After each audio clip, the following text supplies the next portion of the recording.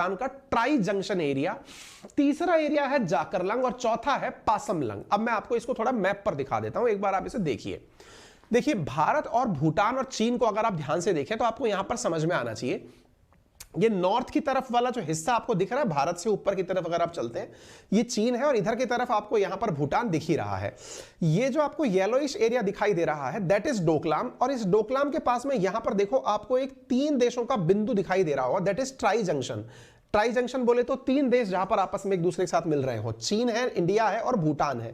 ये tri junction वाला area है। इस समय चीन इसके साथ क्या चाल चल रहा है, वो इससे कह रहा है कि देखो अपन दोनों के बीच में जो विवादित क्षेत्र है वो कौन सा है। बोले एक तरफ विवाद है डोकलाम को लेकर के, क्यों? क्योंकि डोकलाम को चीन अपना मानता है और भूटान अपना मानता है, और भारत भूटान के साथ में समझौता कर रखा है कि जब भी तुम्हारे ऊपर कोई आंच आएगी तो मैं आकर तुम्हारी तरफ से लड़ूंगा। इस स्थिति में जब 2017 के अंदर चीन ने भूटान के अंदर रोड निर्माण का कार्य किया तो भारत की सेना यहां पहुंच करके डोकलाम के अंदर चीन की सेना के सामने जाकर खड़ी हो गई कि साहब नहीं, भूटान के अंदर हम आपको सड़क निर्माण करने नहीं देंगे। अच्छा, मैं आपको यहां पर ये जो 2 स्थान दिखा रहा हूं, एक का नाम है जाकरलंग और एक का नाम है पासमलंग। ये जाकरलंग और पासमलंग जो एरिया है, इन दोनों को लेकर के भी चीन और भूटान के बीच में डिस्प्यूट है। ये जो डिस्प्यूटेड एरिया आपको यहां दिख रहा है, ये जाकरलंग और पासमलंग, इन दोनों का एरिया है 495 स्क्वायर किलोमीटर। अब देखो ये 495 स्क्वायर किलोमीटर और ये 269 स्क्वायर किलोमीटर।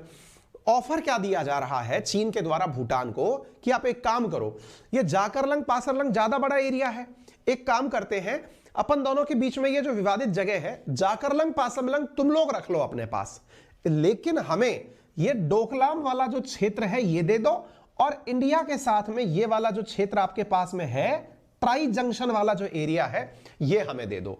यानी चीन की नीति जो है वो आपको स्पष्ट रूप से यहां क्लियर होती हुई दिखाई देती है। इसकी मंशा क्या है वो आपको समझ में आती हुई दिखाई देती है। आप यहां देख सकते हैं कि 2 के बदले 2 का जो हिस्सा यहां चल रहा है ये चीन ने इसको हाल ही में दिया ऑफर है, ठीक है।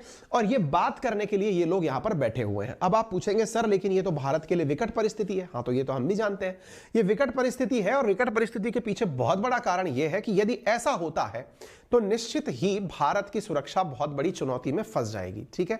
अब आप पूछेंगे कि सर एक बात बताइए कि इसके लिए इनके पास तरीका क्या है, मतलब अगर नहीं माना तो इसके लिए चीन जो है वो भूटान पर दबाव बना रहा है। दबाव कैसा बना रहा है मैं आपको वो बताता हूं। देखिए चीन और भूटान एक दूसरे के साथ में 1984 से बॉर्डर डिस्प्यूट को लेकर बातचीत कर रहे हैं।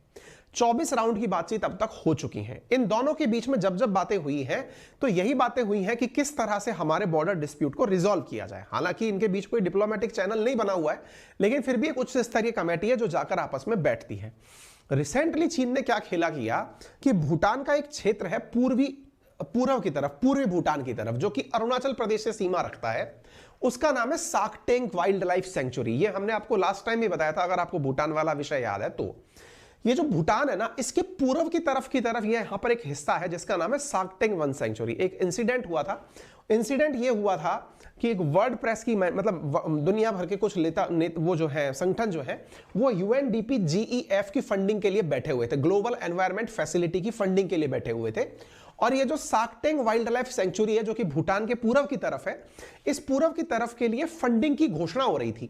जब फंडिंग की घोषणा हो रही थी ना, तो चीन लपक के बोल चुका कि यहां पर ये जो साकटेंग रीजन है ये विवादित क्षेत्र है, जबकि साकटेंग को लेकर कभी विवाद हुआ ही नहीं था।